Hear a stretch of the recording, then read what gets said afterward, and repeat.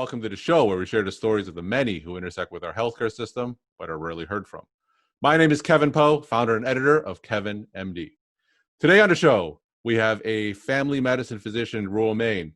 He is a longtime Kevin MD contributor. He's contributed literally hundreds of articles, and he has his own site at A Country Doctor Writes.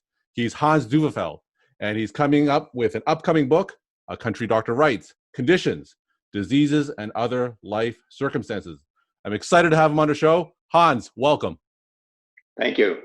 So we'll get to your most recent Kevin MD article in the book, but first, share your story with us and tell me your journey to where you are today. I was born and raised in Sweden, and I went to medical school in Sweden. I was an exchange student in Massachusetts in high school, and I fell in love with a girl, and I fell in love with America. And we were in Sweden, and I happened to read an article about the Swedish colony in northern Maine. And when we moved back to the States, I made contact with the Swedish colony here, and this is where I ultimately ended up living, where I can, celebrate Swedish holidays and things like that. I always wanted to be a doctor.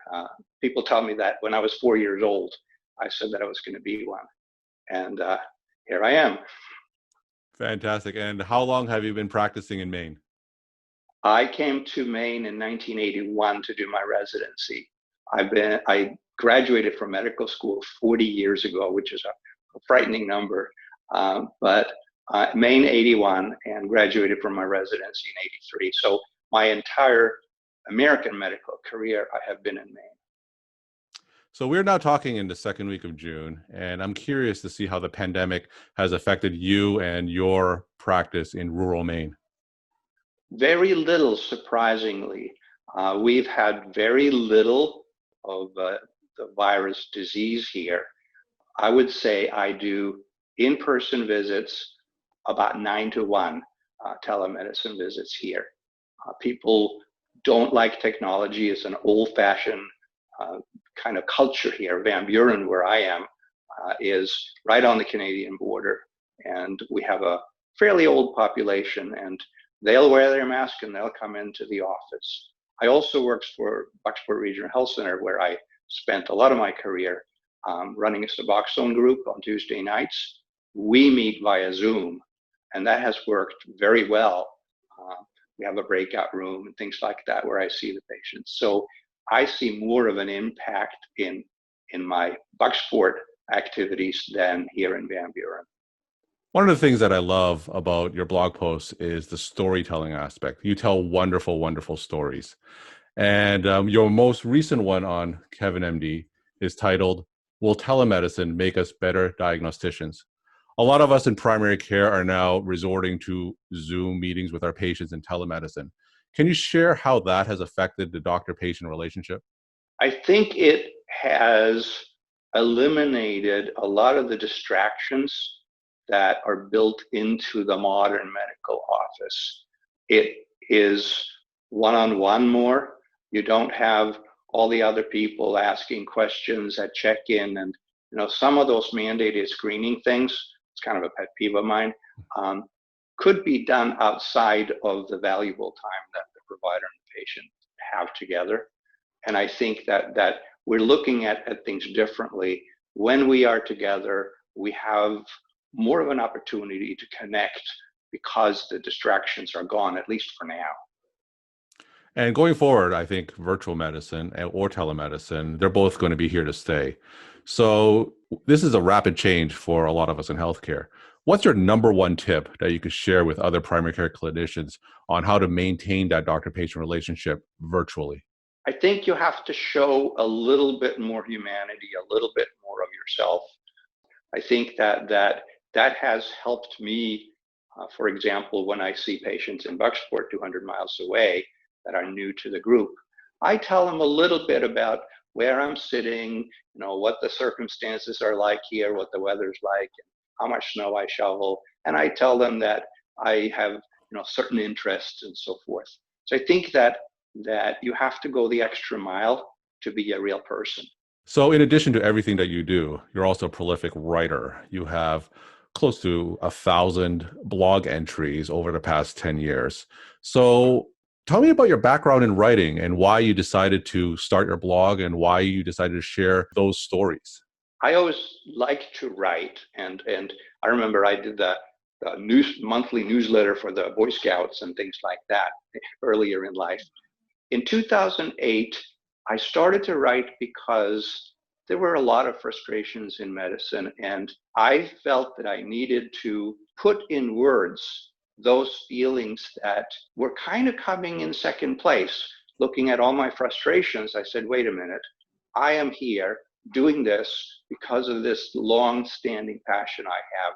If I express that, I will focus my thoughts on it, and maybe I can inspire other people either to become physicians after all, or stay with it and find joy in it with all the bad stuff going around outside. Well, I can say, speaking as a primary care physician myself, your writings have always been inspiring. I always look up to your wisdom and experience through your years and years of blogging. Thank you.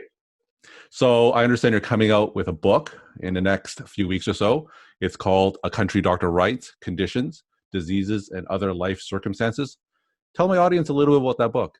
So I have selected things that either describe interesting or surprising diagnoses that I've either made or missed in my career, and also some of the things that people live with that may not have a medical term for them, but still frame their existence. And when you meet people and when you get to know them, you become awed and inspired at what people have to deal with and still carry on their lives. Can you give us a little bit of a sneak preview? Is there a story that particularly is outstanding? I think the very first one is a very short one, but I think it's cute. It describes a middle-aged woman who at the end of the visit starts pulling down her jeans, and she says, "Can you tell me what this rash is?" And it was a kind of brown lace-like reticular rash on her thigh, and it didn't blanch when you pressed on it, and I wasn't sure what it was, but I thought I've seen this before, but I couldn't remember. So I minimized my EMR and I Googled brown reticular rash, and it's called erythema ab igne. It was right there, first thing, on the Google search. And so I said I read about it, and it's basically a rash that develops when you have something hot there. And it used to be the hot water bottle back in the old days, or standing too close to the wood stove. So I said to this woman, "Do you have anything warm touch there?" And she said, "Yeah, my laptop computer." And so I told her to put a towel between her and the computer. And I thought, isn't this odd? This is a disease that we really don't see anymore. It was caused by a computer, and I used a computer to figure out what it was. And I think that's kind of a short sample of storytelling and medical factoids kind of wrapped up. So you've been a primary care doctor for decades now, and on my own site, there is a lot of anxiety about the state of primary care. So if you could give us a prediction over the next 5 to 10 years, what do you see the future of primary care to be? I do think that the genie's out of the bottle when it comes to telemedicine. I think that we will interact with our patients on more fronts than we have so far. And I think that's a good thing. I mean, the only reason we didn't do that much before was there was no reimbursement for it. It was basically a loss for the practice to let the doctors do this. So I think we will communicate more virtually, email, all kinds of apps and things like that. I think that'll be a good thing. I think the challenge is, as I kind of hinted before, to maintain that personal relationship in that. And I think the other thing, payment mechanisms have to change. You have direct primary care now. Who knows what Google and Amazon and all these other businesses are going to do. But I think that in primary care, where we don't spend a lot of money in our office, we control perhaps through our orders, expensive testing and so forth. But I think that it's too complicated to look at a patient goes to a primary care doctor, has a few things done, and we spend huge amounts of money billing for what we do. And if that money could be spent providing better care, I think everybody would be better off. And I think we're going to have to realize that primary care may not require the same kind of micromanagement that big expensive procedures might require in the health insurance system. Well, thank you for sharing that. We are talking to Hans Dueveld, who is a family physician in Maine. He is otherwise known as a country doctor, longtime physician blogger. And my final question to you, Hans, what's your take-home message for the Kevin MD audience? I think the take-home message is to focus on the true meaning of doctoring, the historical role that we have. It may seem corny, but I think when times are hard and when change is happening, if you see yourself as carrying on a historical tradition of doctoring, you might keep the focus better, get frustrated less often, and focus on the patients that you are here to serve. Excellent advice. Hans Dueveld is a family physician in Maine. He's coming out with a new book, A Country Doctor Writes, Conditions, Diseases, and Other Life Circumstances.